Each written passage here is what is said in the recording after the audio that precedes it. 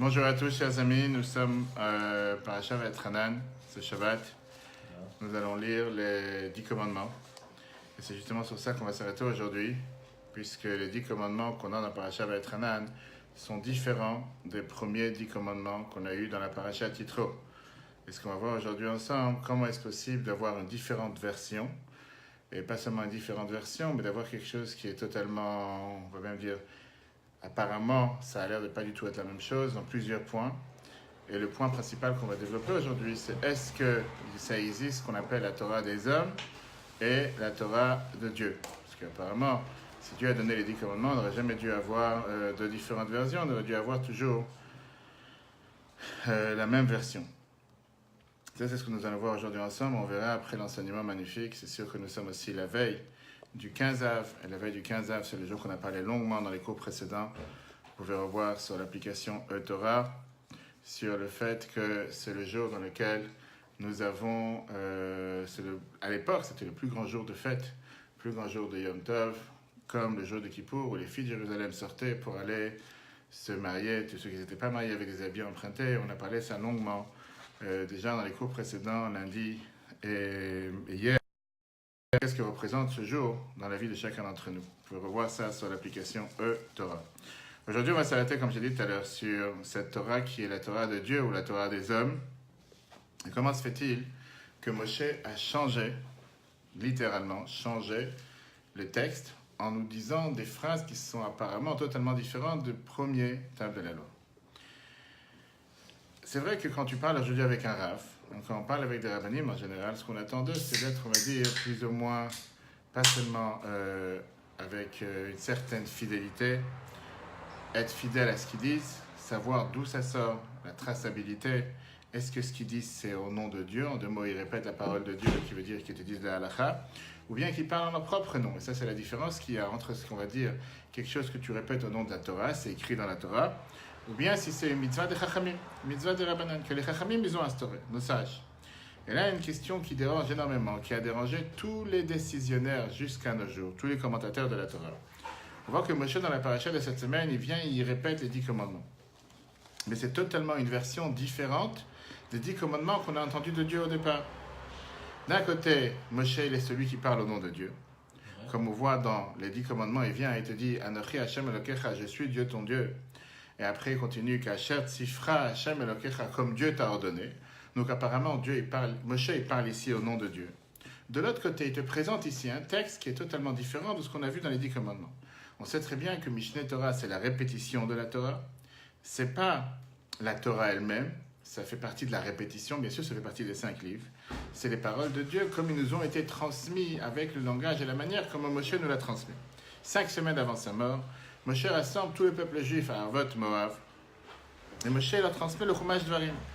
Moshe parle de tout ce qui s'est passé pendant les derniers 40 ans, depuis qu'il les a fait sortir d'Égypte jusqu'à ce qu'on en est arrivé aujourd'hui. Et une des premières choses que Moshe essaie de dire, c'est de te rappeler les bases de la Torah qui sont les 10 commandements. Et là, on va voir ensemble, on va juxtaposer les 10 commandements, ceux qu'on a vus dans la paracha d'Yitro et ceux qu'on voit dans la paracha de cette semaine. Et on va voir qu'il y a ici un texte différent. Et apparemment, quand tu commences à mettre l'une à côté de l'autre, il y a quelque chose qui ne va pas. On dirait qu'on a ici 2 versions. Alors, on ne fait pas du tout allusion au l'Ancien Testament et au Nouveau Testament, ce qui n'est pas du tout notre version des choses. Il y a tellement de différences qu'on n'a pas le temps de voir tous les détails. Mais ce qu'on va voir, c'est quelques détails. Regarde ici dans le chiffre 1. Dans la parashat Yitro, quand on te parle de Shabbat, la Torah, elle te dit dans le 6e commandement, Zachor et Yom HaShabbat lekadshon, qui veut dire, souviens-toi, rappelle-toi du jour de Shabbat pour le sanctifier. Pourquoi? Ki sheshet yamim asa Hashem et hashamayim et haaretz. 6 jours, Dieu il a fait le ciel et la terre, et hayam et kol asher bam, la mer et tout ce qu'il y a à l'intérieur de la mer. Vayanach bayom hashvi, Dieu s'est reposé le 7e jour. Qu'est-ce que moi je dois comprendre de ça? Je comprends de ça que pourquoi on fait Shabbat? Parce que pendant les 6 jours de la création, Dieu il a créé le monde en 6 jours, il s'est reposé le 7e. C'est pour ça qu'on se repose le 7e. Clair? Ça, c'est la raison pourquoi on fait Shabbat. Prenons maintenant le 5e des 10 commandements. Kabed et avicha ve'etimecha, respecte ton père et ta mère. Qu'est-ce qui est écrit juste après? Pourquoi? Le man ya'arichun yamecha, afin d'avoir une longue vie. Prenons le 9e des 10 commandements, qu'il y a dans la première version, encore une fois, dans la parashat Yitro. Et là-bas, c'est écrit « Lo tachmod bedrer ». Tu ne dois pas en convoiter, envier la maison de ton ami. jusqu'à la claire, on vient prendre 3 des 10 commandements dans la paracha Titro, qui sont basiques. On te donne les raisons des choses et ça ne va pas plus loin. Prenons ce qu'on dit dans la paracha de cette semaine, paragraphe suivant. Aseret Adibrot qu'on donne dans la paracha va être Hanan. Et là, on te dit comme ça. Shamor et Yom HaShabbat le Katshe. On a changé le mot. On ne parle plus de Zachor, on ne parle plus de se souvenir. On te dit plus souviens-toi les jours du Shabbat. Maintenant, on te dit garde le jour du Shabbat. Et on va tout de suite voir que c'est une énorme différence entre les deux. Deuxièmement,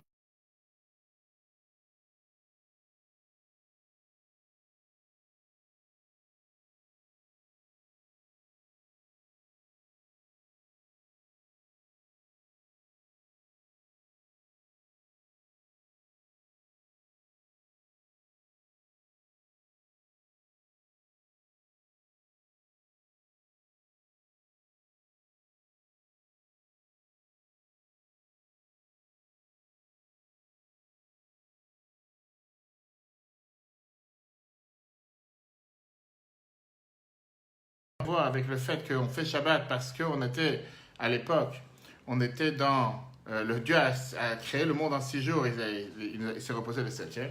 On fait Shabbat parce que Dieu nous a fait sortir d'Égypte. Et puisqu'il nous a fait sortir d'Égypte, et tu dois te souvenir le fait que tu étais en Égypte, c'est la raison pour laquelle on fait les Shabbats. Donc le fait de faire Shabbat, c'est pour se rappeler la sortie d'Égypte. 6e commandement qu'on a comparé tout à l'heure, on te dit qu'Abed et Avicha ve'atimecha, respecte ton père et ta mère. Et là, la Torah, elle te dit, les man afin d'avoir une longue vie, ou le man yitavlach, et afin que ça sera bien pour toi. Ça sera pour ton bénéfice, on verra tout de suite à quoi ça fait allusion. Le 9e des 10 commandements, qu'est-ce qu'on te dit? L'otachmod bedrecha, t'as pas le droit de convoiter la maison de ton ami. Velotit ave beit letecha, t'as même pas le droit d'envier. T'as pas le droit d'avoir un désir de la maison de ton ami. On va rajouter ici. C'est pas pareil. Si c'est pareil, pourquoi tu dis 2 fois la même chose? On va tout de suite voir après la différence qu'il y a entre l'otachmod et l'otitave. Qu'est-ce que ça veut dire ne pas convoiter? Qu'est-ce que ça veut dire ne pas envier? Vient le Ibn Ezra, commentateur du Chumash. Et il te dit clairement, il y a ici je dirais l'apparence.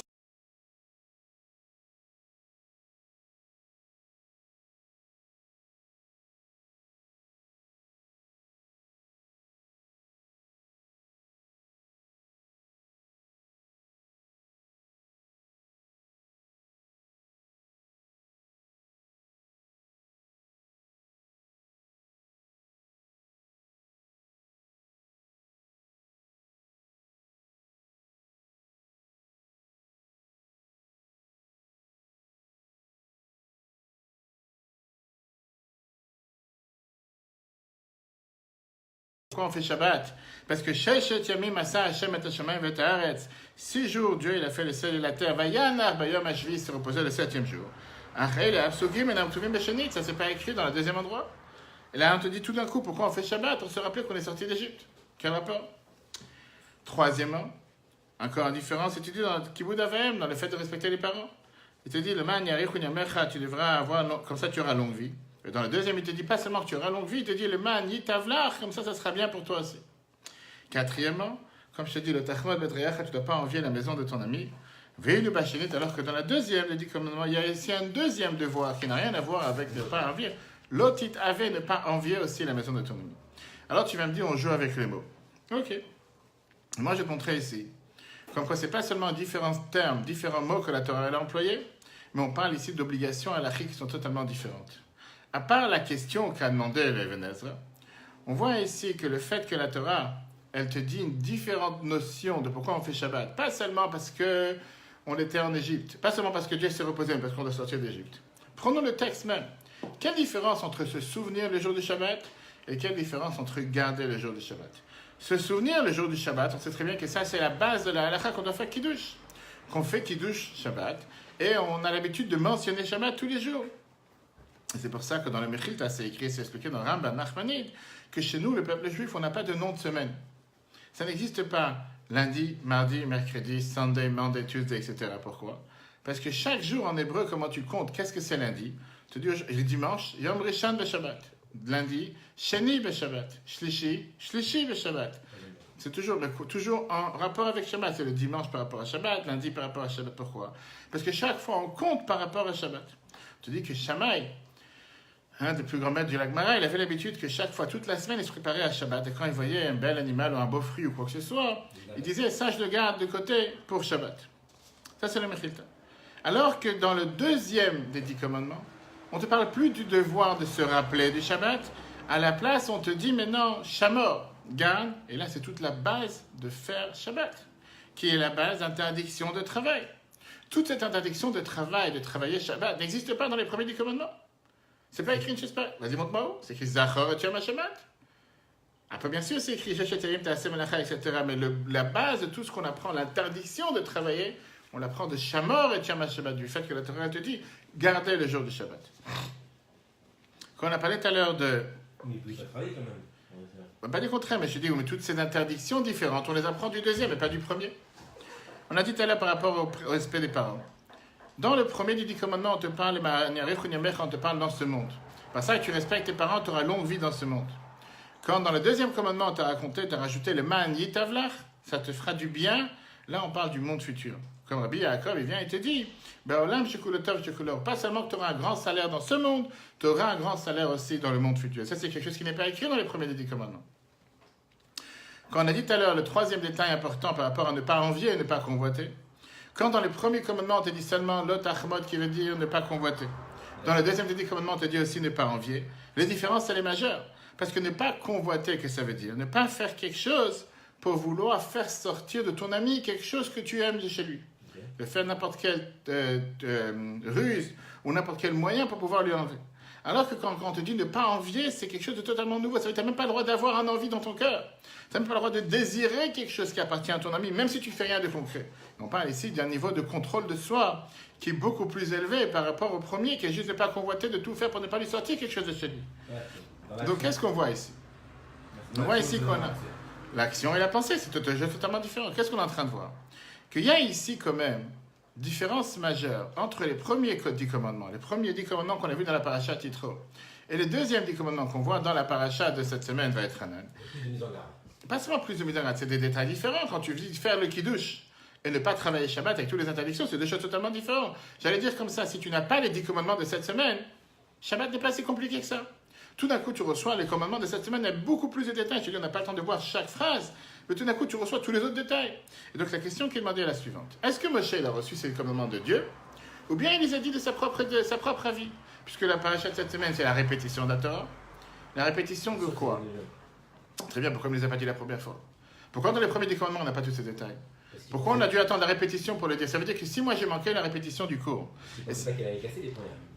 On ne parle pas maintenant des louchot, on verra dans le détail qu'est-ce qui est écrit dans les louchot. Je ne suis pas dans les 10 commandements eux-mêmes. Si moi j'ai raté la répétition du cours et j'écoutais seulement la première fois le cours, j'ai manqué des détails ou la répétition c'est exactement la première? C'est la même. Ça devrait être la même. Et là on voit que dans la répétition ça n'a rien à voir avec la première. On voit que la répétition elle est totalement différente. C'est pas une répétition, c'est une répétition, c'est Mishneh Torah. Deuxièmement, la question qui est beaucoup plus large. D'où vient l'autorité ou l'autorisation aux sages et aux chachamim d'expliquer les paroles de la Torah comme ils pensent? Tu te dis que tu as raison. Alors bien sûr, on ne parle pas de nous. On parle de ce que les sages de la Torah, à travers toutes les générations, sont venus nous expliquer ce qu'on appelle la Torah orale. Qu'est-ce que ça veut dire la Torah orale? Ça veut dire quoi? Qu'ils ont inventé quelque chose et qu'ils ont décidé par leur propre pensée d'expliquer la Torah de telle ou telle manière? Ou bien il y a ici quelque chose qui est la parole de Dieu? Maintenant, la question qui dérange, c'est que si c'est la parole de Dieu, comment se fait-il qu'en étant la parole de Dieu, elle n'a pas été due au départ? C'est comme je t'ai dit tout à l'heure, quand j'ai écouté le cours d'abord, première fois, et je n'ai pas écouté la répétition, ça veut dire que j'ai manqué la moitié du cours? Non, la répétition est censée être la répétition. Si c'est censé être la répétition... C'est pour les libéraux. De quoi? D'interpréter différemment les choses. Mais encore une fois, si tu veux me faire passer ici un message important, tu veux faire passer une loi importante, une mitzvah importante, pourquoi tu ne l'as pas dit au tout départ? Pourquoi tu ne l'as pas dit quand tous les peuples juifs étaient réunis? La preuve est qu'au moment où Moshe parle, toute une génération a quitté ce monde. Toute la génération qui a reçu la Torah au départ n'est pas là. Donc ça veut dire que tout d'un coup, tu parles à leurs enfants, tu leur dis une deuxième Torah, tu leur dis ici un deuxième table de la loi, tu leur donnes ici le deuxième 10 commandements. Pour comprendre cette question, le Rabbi nous parle, un discours très riche. Le Rabbi a parlé de 192, un des derniers discours que le Rabbi a prononcé dans Yitro 92. Mais d'abord, ça rappelons-nous une belle histoire que la Gemara nous raconte. Une très très belle histoire qui est racontée dans la Gemara Baba Metzia, page 59. Et on va voir d'abord cette histoire en oral, qui te montre comment on doit interpréter et comprendre quelles sont les interprétations des Chachamim, des Rabbanim de toutes les générations par rapport à la Torah écrite. C'était après la période du deuxième temple, la destruction du deuxième temple. Au moment où il y avait la grande assemblée, la grande yeshiva à Yavne, qui était à l'époque la ville de Torah. On sait très bien que Rabbi Yochanan avait demandé à l'empereur Rome de garder cette ville, de ne pas la détruire. Et là, les Chachamim, ils débattaient, les sages débattaient par rapport à une loi intéressante qui est ce qu'on appelle le four de Achnai. Qu'est-ce que ça veut dire le four de Achnai? On parle d'un four qu'à l'époque, les fours étaient faits avec plusieurs morceaux de pierre. Entre les morceaux de pierre, on remplissait du ciment ou de la terre. Pour faire de ça un four, c'est comme ça, comme je dis, tu as les pizzas au four de bois, les pizzas au four à la pierre. On va dire le ciment entre différentes pierres, on ne parle pas des briques, des morceaux de pierre avec du ciment en tout, et comme ça on faisait un tour rond avec une porte d'entrée dans lequel on pouvait cuire, etc. La question qui est demandée d'après la halakha est la suivante. Est-ce qu'un tour en argile est considéré, un four en argile, est-ce que c'est considéré comme une seule base et automatiquement c'est considéré un ustensile qui pourrait éventuellement devenir impur, ou le fait que c'est plusieurs morceaux d'argile collés avec du ciment ou de la terre, c'est pas considéré un seul keli, un seul ustensile, et automatiquement c'est pas quelque chose qui pourrait recevoir de l'impureté et devenir impur. On n'est pas dans la halakha d'impureté, est-ce qu'il faut que ce soit un élément ou plusieurs éléments, est-ce que ce soit un bloc attaché au sol, ou si c'est plusieurs morceaux collés, ça ne reçoit pas d'impureté. Rabbi Eliezer ben Orkenus pensait que ce type de four ne peut pas devenir impur. Rabbi Yeshua, il s'est dit oui, un type de four pareil, maintenant que c'est une entité, maintenant que c'est un four, maintenant que c'est plus des morceaux, il reçoit l'impureté. La majorité des Chachamim, on dit on est d'accord avec Rabbi Yeshua. Quelle différence de quoi c'est fait? C'est plusieurs morceaux collés avec du ciment, c'est devenu impur. Rabbi Eliezer, il a dit, moi je vais vous montrer que Dieu il est avec moi, et que Dieu il est d'accord avec ma manière de voir, et pas avec vous, même si vous êtes la majorité. Ok. Tout d'un coup, il y a un miracle qui se passe, et l'arbre caroubier, qui était dans la cour du Beth Midrash, s'est déplacé, s'est déraciné devant eux, et s'est bougé à 50 mètres de plus loin. Devant eux. Il a voulu leur dire en disant, voyez, même Dieu est d'accord avec moi. La preuve, c'est que Dieu vient de faire un tel miracle pour dire qu'il est d'accord avec moi. Ok. Rabbi Eliezer, il ne se suffit pas de ça. Il fait un deuxième miracle. Il y avait une fontaine d'eau qui passait juste à côté de la synagogue, du Beth Midrash, et elle allait vers le courant, elle était en général en allant, disons, de droite à gauche. Tout d'un coup, il leur a dit, regardez la fontaine, comme si un coup de magie, et la fontaine, elle a commencé à aller de gauche à droite. Elle a pris le courant inverse. Rabbi Eliezer ne s'arrête pas ici, mais il fait un troisième miracle. Et le troisième miracle, c'est que le mur du Beth Midrash, le mur de la synagogue, les murs ont commencé à pencher, devenir diagonales. Avant, ils étaient droits, ils ont commencé à pencher. Là, les Chachamim, ils ont dit, tu sais quoi, qu'est-ce qu'on en a à faire de tes miracles? Qu'est-ce qu'on a à faire de la magie, des coups de magie? Quel rapport? On ne s'émotionne pas de ce que tu viens de faire comme magie ou comme miracle. Là, une voix du ciel est sortie, une bat-kol. Une voix du ciel est sortie et elle dit que Rabbi Eliezer a raison. La halakha, elle est comme lui. Ok, Rabbi Yeshua, qui était l'adversaire de Rabbi Eliezer, il a dit, je ne suis pas d'accord. La Torah te dit clairement, Torah le Bashamaimi. La Torah n'est pas dans les ciels. Et dans la Torah elle-même, c'est écrit Acharei Rabim Leatot, qu'il faut faire d'après la majorité. Et donc la halakha doit être décrétée comme la majorité sur terre, et pas ce qui va nous dire une voix céleste dans le ciel. Qu'est-ce qu'on en a à faire d'une voix céleste? Et c'est comme ça qu'on a pris la halakha. La voix de Rabbi Eliezer a été repoussée, et la halakha elle a été mise comme tout le reste, qui était que ce four, il reçoit l'impureté, puisque au final, c'est une seule entité. La Gemara continue à nous dire un détail intéressant, ce qui s'est passé dans cette histoire. Le Hamor, un des maîtres de la Gemara, Rabbi Nathan, il a rencontré le prophète Élie. Et il lui a demandé, dis-moi, qu'est-ce que Dieu faisait à ce moment-là dans le ciel? Quand il y avait ce débat entre les Chachamim et Rabbi Eliezer, qu'eux, ils essayaient de repousser le fait qu'il y a cette voix du ciel qui est sortie pour dire qu'il avait raison, etc. Et tous ces miracles, quand même, il a fait des choses pour montrer qu'il a raison. Il a dit la fameuse phrase, Dieu rigolait en disant, Nitzroni banai natzroni. Mes enfants, ils m'ont battu, ils m'ont surmonté, ils ont réussi. Mes enfants, ils ont réussi. Qu'est-ce que ça veut dire? Non, Dieu a dit, qu'est-ce que je te dis? Ils ont raison. La Torah n'est pas décidée dans le ciel, ce n'est pas une voix du ciel qui décide. C'est sur la terre que ça doit décider. La Torah elle-même a dit que c'est la majorité qui décide. Ils ont raison, je n'ai pas à débattre. Ça, c'est l'histoire qui est racontée de celui qui veut regarder tous les détails, la Gemara, Baba Metzia, page 59. On ne comprend pas cette histoire sur plusieurs points. Le Rabbi lève ici plusieurs sujets. Comment tu peux avoir un débat entre les Chachamim sur terre, tout le respect que je te dois, t'es un grand rabbin, monsieur, et il y a une voix du ciel, une voix céleste qui est sortie. Une voix céleste, elle contredit ta parole, je m'excuse. Pas tous les jours tu entends une voix du ciel qui sort. Qu'est-ce que ça veut dire de dire non, nous on est sur terre, j'en ai rien à faire de ce que le ciel dit. Une voix du ciel, c'est une voix divine qui sort, numéro 1. Numéro 2, est-ce que ça veut dire que les Chachamim en bas débattent contre Dieu? Parce que dans le débat ici, concrètement, il y a deux avis différents. Il y a ce que le ciel dit, la voix divine, et il y a ce que les sages sur terre disent. Et qu'est-ce que ça veut dire la troisième phrase? Que Dieu il dit, mes enfants m'ont battu. Nitzrun et Bana et Natsuki m'ont battu. Si Dieu il a décidé que la halakha doit être comme Rabbi Eliezer, avec tout ce qui vient de se passer comme miracle, la halakha doit être comme lui, qui tu es pour Dieu différemment. Revenons au sujet principal. Le sujet principal, c'est comme je te dis, telle est la différence qu'il y a, que Moshe a fait entre les premiers des 10 commandements et les derniers des 10 commandements. C'est ce qu'on a vu dans la paracha Titros, on a vu dans la paracha Vaïtranan. Le Kliyaka, qui était un des plus grands décisionnaires de la Torah, en Pologne, il y a plus de 200 ans, il vient et il t'explique ici quelque chose de merveilleux. Il te montre 10 différences qu'il y a entre les premiers des 10 commandements et les derniers, et il te donne une réponse qui répond à toutes les questions. Mais avant ça, une histoire chassidique très intéressante. La veille de Pessah, dans la ville de Berdichev, le quartier juif, c'était un quartier qui était propre de Hametz. Il ne reste pas une miette de Hametz dans tous les quartiers, dans toutes les maisons juives. Tout le monde se prépare pour la nuit du Seder. Tout d'un coup, le Rabbi Levi Yitzhak de Berdichev, il demande à son secrétaire, va voir les maisons juives, demande-leur de me amener une baguette toute fraîche. Veille de Pessah. Le gars, il pense que... Le Rabbi Levi Yitzhak de Berdichev, non? Le Rabbi Levi Yitzhak, c'était, si tu veux, un des disciples, un des amis du Admor Azaken. Cette génération. Le secrétaire de Rabbi Levi Yitzhak de Berdichev avait pensé qu'il était en train de s'amuser. C'est quoi cette blague? Veille de Pessah, il vient et il me demande de lui amener une baguette toute fraîche. Mais Rabbi Levi Yitzhak, il lui dit clairement, vas-y, je te demande d'aller maintenant dans les maisons des Juifs. Et dis-leur que je leur demande de me donner un pain frais, un bon pain frais. Nous, il exécute, qu'est-ce que tu veux qu'il fasse? Le secrétaire de Rabbi Levi Yitzhak, il continue, il se promène dans la ville, dans le quartier, il va de maison en maison. Il ne trouve pas un grain de miette. Il ne trouve rien, il n'est pas capable de rien trouver. Toutes les miettes de pain ont été brûlées le matin, il n'y a plus de pain qui reste. Les 10 morceaux de pain, ils ont été brûlés. Rabbi Levi Yitzhak, il s'énerve et il dit, va leur dire que tout celui qui me donne un morceau de pain frais, je donnerai toute la richesse qu'il y a sur terre. Il fait le tour de la ville, encore une fois, et revient les mains vides. Même si tu dis ça à ma fille, ma femme, elle s'en fout. il lui dit, avec tous les prix possibles que j'ai pu proposer, offrir, personne n'a un pain à me donner.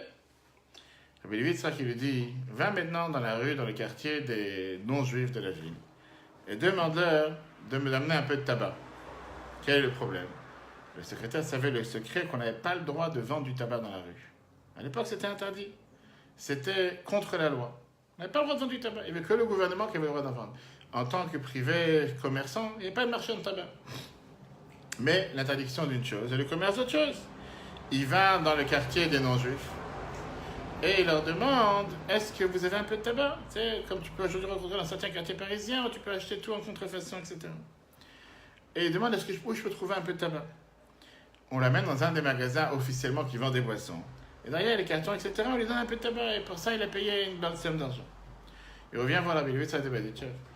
Rabbi Levi Yitzhak, il lève les yeux vers le ciel et dit la phrase suivante. Ribono shel olam, maître du monde, regarde comment tes enfants sont attachés à toi. Le gouvernement, il a interdit la vente de tabac. Elle a même mis des policiers à chaque coin de rue pour faire respecter la loi. Mais avec un peu d'argent, on peut obtenir ce qu'on veut. De la marchandise interdite. Alors que toi, tu as ordonné à tes enfants de ne pas manger du chametz. Tu n'as pas mis aucun policier pour pouvoir forcer la loi, pour pouvoir faire en sorte qu'ils accomplissent ta loi. Et néanmoins, pour n'importe quel argent du monde, tu ne pourras pas trouver un grain de chametz. Le Kliyaka vient te donner l'explication suivante. Moshe n'a rien inventé. Moshe, les premiers des 10 commandements ont été donnés par Dieu, les deuxièmes ont été donnés par Dieu. C'est Dieu lui-même qui a donné 2 versions aux 10 commandements. Et la raison, elle est très simple. Dieu, qui est le Dieu universel de toute l'humanité, il a voulu aussi montrer il a un lien qui est pratique, un lien qui est plus proche avec le peuple juif. Les premiers des 10 commandements, c'était des 10 commandements pour toute l'humanité entière. Les deuxièmes 10 commandements, c'était beaucoup plus pratique et beaucoup plus adapté, beaucoup plus détaillé pour le peuple juif. Qu'est-ce que ça veut dire? C'est très bien que avant que Dieu donne les 10 commandements, il est parti voir n'importe quelle nation, il leur a proposé, est-ce que vous voulez accepter les 10 commandements? Dieu a voulu qu'ils acceptent les lois des 10 commandements et qu'ils se comportent comme eux. Mais les nations du monde, ils ont vu ce qui est écrit dedans, ils ont dit, on n'est pas intéressés, on ne veut pas un tel cadeau. Dieu n'a pas regretté de son plan. Même une fois qu'ils ont repoussé cette proposition, Dieu il a donné 10 commandements universels, qui est la justice sur terre, un jour de repos sur terre, en pensant que les nations du monde, ils vont apprendre du peuple juif et ils vont suivre leur bon chemin. Passe 40 ans. Et là, Dieu se rend compte que les nations du monde continuent à faire leurs habitudes. Et ils n'ont pas envie de changer la manière de faire. Dieu il a donné à Moshe une deuxième paire de 10 commandements beaucoup plus élevés, avec des demandes beaucoup plus importantes et beaucoup plus détaillées. Comme il demande de son fils aimé, qui est le peuple de Dieu, qui représente la divinité sur terre. Et maintenant, on va voir les différences. Et maintenant, tu vas comprendre avec cette réponse toutes les différences qu'on a vues tout à l'heure. Dans la paracha d'Yitro, premier des 10 commandements, Shabbat est mentionné comme quoi Zecher le Maaseh Bereshit. On a dit tout à l'heure pour se rappeler la création du monde. Parce que le repos de Dieu, c'était un repos universel. Ça oblige les non-juifs, comme les juifs, sans différence. Alors, on ne parle pas maintenant que les non-juifs de faire Shabbat, mais avoir un jour de repos et de se rappeler que Dieu s'est reposé. Quand tu parles des deuxièmes des 10 commandements, là, tout d'un coup, c'est quelque chose qui a un rapport avec les juifs. Se rappeler la sortie d'Égypte. Et ça te rappelle le peuple juif, parce que c'est seulement eux qui sont sortis d'Égypte. Dans le premier des 10 commandements, on te dit, souviens-toi le jour du Shabbat. Pourquoi? Parce que c'est beaucoup plus, on va dire, une belle expérience. Se reposer pour le corps, pour l'humain, arrêter de travailler. Alors qu'on sait très bien qu'un non-juif n'a pas le devoir de s'arrêter de travailler Shabbat. Par contre, dans le deuxième 10 commandements, là, on ne parle plus de se souvenir pour l'expérience, pour le repos du corps. On te parle ici d'arrêter de travailler Shabbat. C'est une demande qui est particulière au peuple juif et pas aux non-juifs. Dans le premier commandement, on te parle de ne pas convoiter. Parce que ça, c'est aussi par rapport à un non-juif, de ne pas voler l'autrui. Ça fait partie des 7 lois d'honneur. Alors que dans le deuxième du commandement, on te dit pas seulement pas convoiter, ne même pas envier. Parce que d'un juif, on lui demande de pouvoir se contrôler et de pouvoir faire attention, pas seulement à ce qu'il fait, mais aussi à ce qu'il pense, et aussi à la manière de son cœur, comment il agit, etc. Le Kriya qui vient et te dit, on voit cette différence majeure dans la mitzvah des 10 commandements, après le chiffre 3. Quand on a dit tout à l'heure que dans les premiers 10 commandements, c'est écrit, tu respecteras ton père et ta mère afin que tu aies longue vie. Et dans le deuxième, c'est écrit, les mani tavlar, que ça sera bien pour toi aussi. Le Kriya qui vient te dit, dans le premier, on te parle des nations du monde, qu'ils ont aussi bien-être dans le monde d'en bas. Alors que dans le deuxième, on te parle du Olam Haba. Et le Olam Haba, c'est différent, le Olam Haba, c'est particulièrement pour le peuple juif. Et il te dit, d'où on le sait, regarde le mot comment c'est écrit. Dans le premier des 10 commandements, c'est écrit, les man, ya'arichun, ya'mecha, afin que tu aies longue vie avec un vav. Dans le deuxième, il n'y a plus ce vav. Et on sait que la lettre Yud, en général, c'est un point, comme les mondes d'en haut. La lettre vav, c'est ce qui fait descendre aussi dans les mondes d'en bas. Le premier des 10 commandements te parle de quoi? Pour les nations du monde, donc ça descend aussi dans les mondes d'en bas. Le deuxième, il te parle seulement du peuple juif, et c'est pour ça que tu n'as pas ce deuxième point dans les premiers. Ok. Ça, c'est les paroles du Kliyakam. Est-ce que tout le monde est d'accord avec lui? De dire qu'on avait ici deux versions, une version plus détaillée alors que c'est le paradigme. On parle ici quand même de dire une nouveauté extrême, que Dieu a donné deux versions des 10 commandements. Et c'est pour ça que la majorité des décisionnaires, comme le Even Ezra, le Ramban et beaucoup d'autres, eux, ils viennent te dire que non. Dieu a donné seulement les premiers des 10 commandements. Les deuxièmes, c'est l'explication de Moshe à la parole de Dieu. Et il te dit par exemple, avec la différence de se souvenir le jour du Shabbat et de garder le jour du Shabbat. Qu'est-ce qu'on dit dans le Chadodi, tous les vendredis soirs, de Rabbi Shlomo El-Kavetz, Zachor veshamor bedibur echad ishmeyanu kalam yuchad. Qu'est-ce que ça veut dire? Que quand on a reçu la Torah la première fois, en une seule fois, on a entendu les deux mots. Zachor et Shamor. Comme l'homme humain n'est pas capable de tendre deux mots à la fois. Je peux dire seulement un mot à la fois. C'est pour ça que dans les premiers des 10 commandements, c'est écrit seulement le mot Zachor. Dans le deuxième des 10 commandements, c'est écrit aussi le mot Shamor. Mais la vérité, elle est quoi? C'est que dans les premiers 10 commandements, la raison pourquoi Dieu s'est reposé, parce que c'était la création du monde. Et c'est pour ça que Dieu il a décidé de mettre un stop et de créer ce qu'on appelle le repos. Dans les 10 commandements, la raison est totalement différente, c'est par rapport à la sortie d'Égypte. Viens, Ramban et te dit pourquoi une telle différence, pourquoi ça n'a pas pu être la même raison dans les deux. Il te dit Shabbat est fait tout d'abord pour renforcer la Emouna, la foi, qu'il y a un créateur sur terre, qu'il y a un Dieu qui a créé cette planète. Et de là la raison pourquoi, quand Dieu a décidé d'arrêter de travailler, de se reposer, toi aussi tu as un devoir d'arrêter de se reposer. Moshe il a préféré se focaliser sur ce que vous avez vu vous. Te dire de faire quelque chose parce que Dieu l'a fait, que j'en ai à faire. Je n'étais pas là-bas pendant les 7 jours de la création. Ça ne veut rien dire pour moi que Dieu s'est reposé. Moi, j'ai dit, vous savez quoi? Vous étiez en Égypte. Vous avez vu des miracles à la sortie d'Égypte. Très bien. Nous, on est la suite. On est encore une fois en mode déréglé. Dans l'Égypte, on est 2000 ans d'exil en déréglé. Vous avez vu les miracles que Dieu il a fait en sortant d'Égypte. Ça, c'est la meilleure preuve qu'il y a un Dieu sur terre. Pour ça, vous devez vous reposer. Deux choses différentes. Là, c'est ce qui est en rapport avec Dieu. Mais c'est-à-dire, en deux mots, ça explique ce qu'on a dit tout à l'heure, qu'on parle de la même mitzvah, du même 10 commandements, sauf ici avec l'explication et l'interprétation de Moshe. On a envie d'apprendre ici une leçon majeure, qui est, la Torah vient ici te montrer la force et la puissance des Chachamim du peuple juif. Depuis le départ, la Torah, elle vient ici et elle te donne un texte que tu pourrais expliquer de deux différentes manières. Pourquoi elle te donne un texte que tu pourrais expliquer de différentes manières? Depuis le départ, Dieu a donné l'autorité à Moshe et aux sages du peuple juif d'expliquer la Torah. C'est ce qu'on appelle la base de la Torah orale, la base de la Torah qui vient nous expliquer la Torah écrite, que sans ça, tu ne peux pas faire la Torah écrite. Il y a un Midrash qui nous dit que quand Dieu a donné la Torah à Moshe, il lui a montré ces différentes lois. Comme par exemple la loi qu'on a vue tout à l'heure avec le four, qui est composé de plusieurs éléments, qui est composé de, comment on appelle ça, de différents morceaux d'argile avec différents composants pour l'assembler. Est-ce qu'il devient impur ou pas? Et sur plusieurs lois que Dieu l'a montré à Moshe, il lui a montré 49 manières de permettre et 49 manières d'interdire. Moshe demande à Dieu, c'est quoi la halakha? Est-ce qu'on doit permettre ou interdire? Est-ce qu'on doit être plus rigoureux ou plus léger? Moshe, Dieu l'a répondu, ça c'est vous qui déciderez. Ça reste dans vos mains.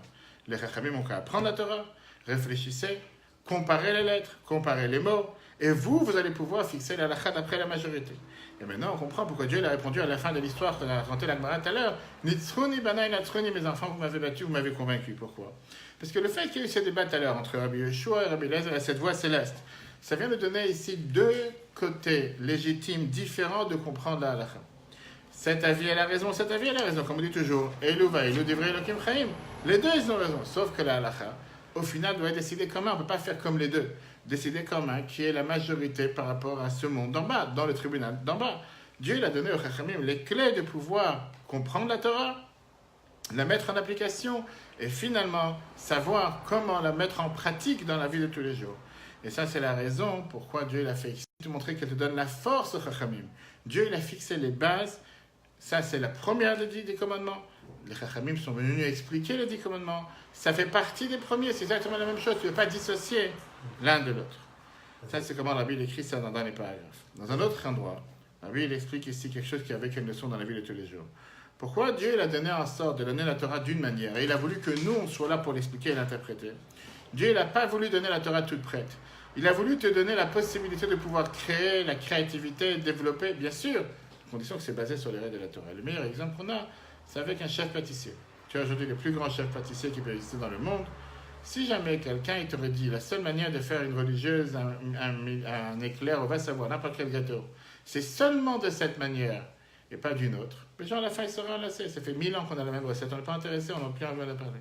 Comment ça se fait que sans arrêt, les gens ils essayent de revisiter, changer, rajouter de la menthe, rajouter du citron, rajouter tel détail? Ça s'appelle toujours la même appellation. Ça s'appelle revisiter. Alors, la base, elle est la même. Tu n'as pas le droit de changer la Torah. La Torah, elle est toujours la base. On ne peut pas changer la halakha comme ça nous arrange. Mais on a le droit de développer, d'ailleurs, toute la nouvelle technologie, tout ce qui existe dans les 300 ans, qui n'était pas au temps du Shulchan Aruch. Tous les Chachamim essaient de te montrer aujourd'hui comment on peut faire en sorte d'avoir un ascenseur pour Shabbat, comment on peut avoir une plaque pour Shabbat, comment on peut avoir une minuterie pour Shabbat, tout en restant avec les bases de la Torah qu'on n'a pas le droit de changer, on ne peut pas les adapter à ce qu'on en avait besoin. À quoi ça correspond, au final? Deux types de personnes. Tu as quelqu'un qui est un prof, qui a des élèves en classe, et tu as un dirigeant qui crée des autres dirigeants. Un prof, il essaie de régner, de faire en sorte que la classe se tienne comme il faut. Un dirigeant essaie de faire en sorte que les autres aussi deviennent des dirigeants. Il te donne la possibilité, la force, l'envie de toi à ton tour de pouvoir créer, de toi à ton tour d'avoir cette créativité. Ça, c'est l'enseignement majeur qu'on apprend de cette paracha. Un juif ne peut pas faire la Torah comme un robot. Il ne peut pas juste écouter les paroles de la Torah. Il faut les apprendre, réfléchir, comprendre, devenir une partie de lui-même avec ses propres forces jusqu'à ce qu'on mérite très prochainement la venue du Mashiach. Et à ce moment-là, on pourra écouter la nouvelle Torah de la bouche du Mashiach. Ça, c'est l'enseignement qu'on apprend de la paracha de cette semaine sur la répétition des 10 commandements. Comme on l'a dit, ce soir et demain, c'est le Yom Tov, le jour de fête de 15 ans, même si aujourd'hui, pas vraiment un jour de fête, mais c'est un jour dans lequel on ne dit pas Tachanoun, c'est un jour dans lequel on se réjouit. C'est un jour dans lequel on se réjouit, et c'est un jour dans lequel on demande à Dieu qu'on puisse voir le côté inverse de ce qu'on a vu le 9 av, que Dieu fasse qu'on puisse se réunir avec Mashiach à Jérusalem et voir la reconstruction du 3e temple. La répétition du cours sera sur eTorah, E-T-O-R-A-H, Apple Google dans quelques instants. Très bonne journée à tous et à la semaine prochaine.